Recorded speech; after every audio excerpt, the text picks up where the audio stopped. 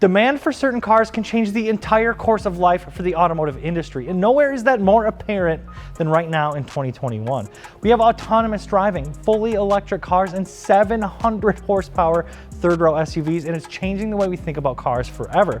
Even then, though, nostalgia is one of the most powerful deciding factors of what people are willing to buy and why so many cars, or at least their names, have been making a comeback. Things like the Camaro, the Challenger, the Charger, these things didn't even exist until 2010. The friggin' Bronco, the Bronco Sport, the new Blazer, the Trailblazer, Jeep's Gladiator, the Toyota Supra, Hummer, Ranger, Wagoneer. I know all of these are SUVs and trucks, and that's pretty well my issue with these names coming back. But what if instead of the majority of new car buyers weren't buying SUVs and they weren't buying crossovers?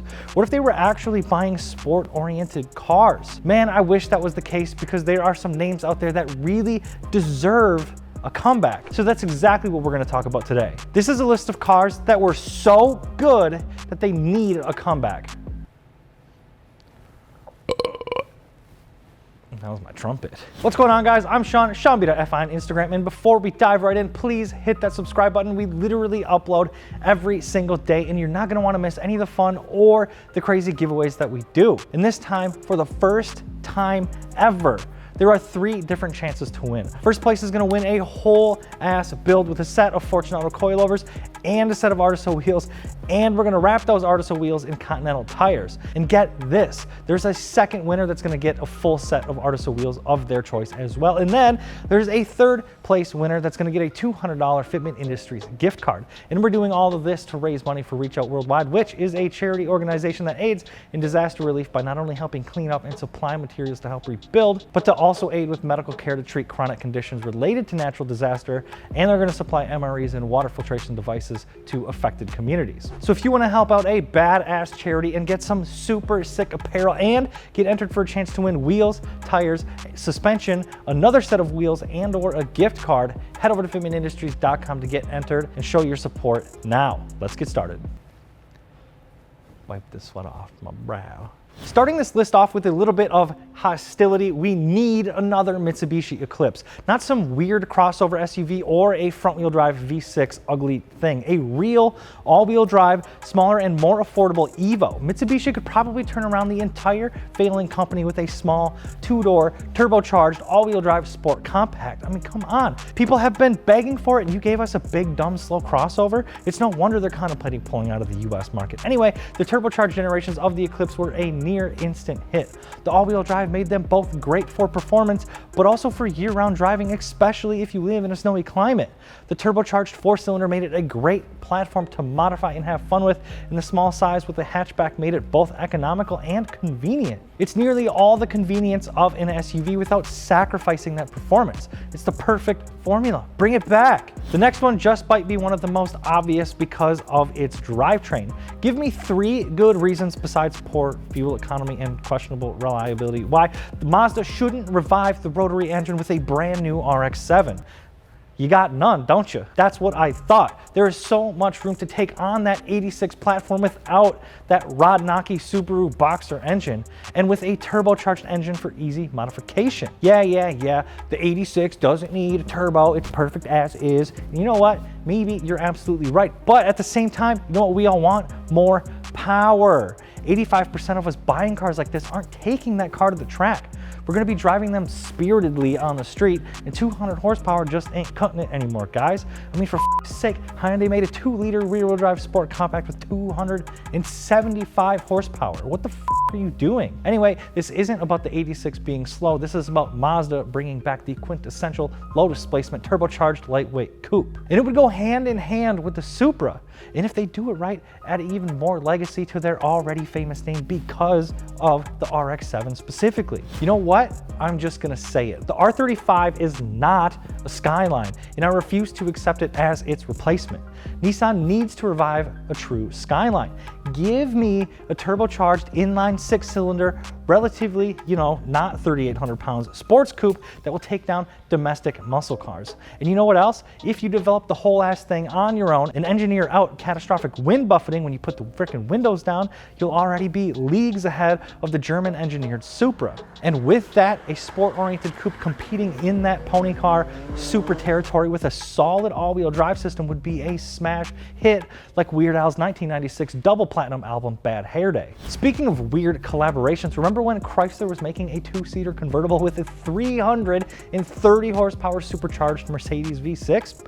Yeah, they were doing that in 2005, and despite the car being a complete and utter failure, it was a real performer. At the time, the interior quality was completely trashed, and the design was pretty well already outdated, and buyers just weren't interested if it wasn't a V8, 330 horsepower or not. But Sean, if this thing was a total flop, why would we want to bring it back? Well, nowadays people are much more comfortable with a supercharged car, especially Mopar fans. And I truly believe if they developed a V6 or even say a 4-cylinder based on the Hellcat engine with a big fat supercharger or turbocharger on it, threw it in a small rear-wheel drive sports car looking thing for less money than Hellcat, they could have a real hot seller on their hands. So I know the Crossfire itself isn't totally deserving of a revival, but it's a great formula to build off, and I would personally love to see it come back.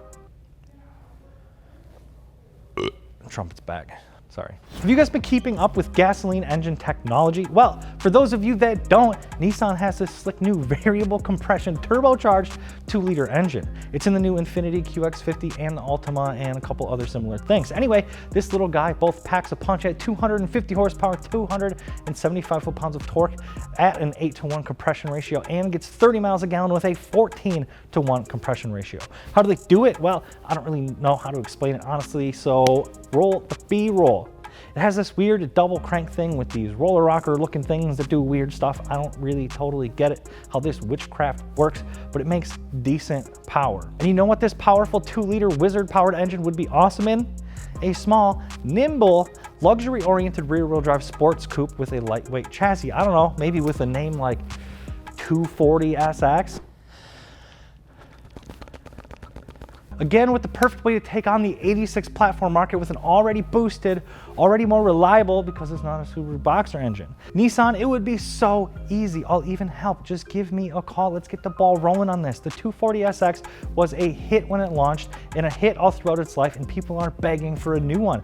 Give the people what they want. Let's go. Something else that was extremely, well, let's call it experimental at the time, that didn't exactly sell super well, but became a name that will go down in history forever, that really needs a comeback, the Toyota MR2. I mean, come on, are you seriously gonna sit there and tell me that in a world of hype around comeback names and mid-engine Corvettes that you wouldn't flock on the Toyota bandwagon if they released a new mid-engine 2-seater small thing? That literally just gives me goosebumps thinking about it. I mean, hell, the formula is all there. Take that 300 horsepower front-wheel drive V6 from the Camry TRD and just turn the subframe around, add a cabin and a front, maybe even work in a little pop-up headlight flare, and you've got yourself a monster on your hands that's also reliable and probably pretty affordable. What's not to love?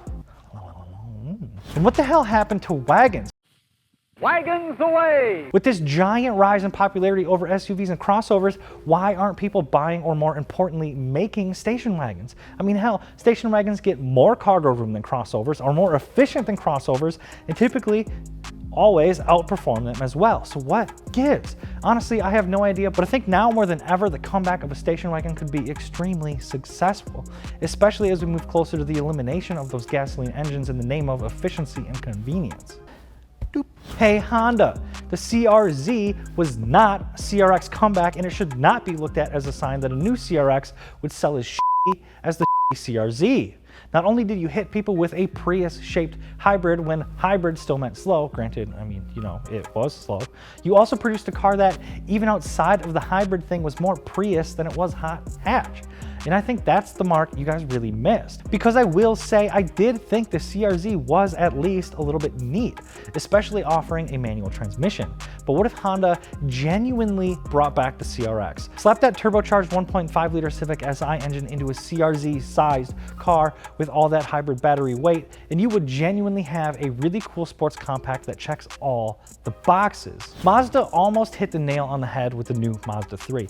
It looks fantastic. It's like it came straight out of the Italian hot hatch drawing book, and with a 2.5 liter turbocharged four-cylinder that pumps out an okay 227 horsepower and a super decent 310 foot-pounds of torque through a decent all-wheel drive system, this thing is a straight-up WRX competitor. But where they could have really taken this to the next level is bringing back that Mazda Speed nameplate. Could you imagine bumping that thing up to like 280 horsepower, 350 foot-pounds of torque, swap out that lame 6-speed auto for a 6-speed manual trans, maybe even a DSG, and keep the all-wheel drive?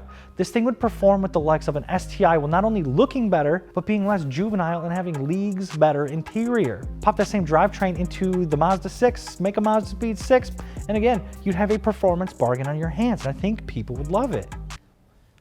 No. And last but certainly not least, the Honda S2000 is in dire need of a revival. I don't see any good reason why Honda couldn't just pick from any of its well-engineered engines and put it into a lightweight rear-wheel drive chassis and make something to go right alongside the Civic Type R in its lineup of making non-boring cars. In fact, this would be pretty much damn near perfect timing in a world where a four-door Civic is doing lap times that compete with things like the Mark V Supra, the Mustang PPs, the Camaro 1LEs, as well as the Golf R, all while being front-wheel drive. It would just be the icing on the cake to bring out a car that actually competes with those cars and show them who their frickin' daddy is. Could you even imagine a smaller two-seater sports car with that 300 horsepower fire-breathing Type R engine that defies physics with an S2000 badge on it? I would literally sell everything that I own and buy into that brand immediately.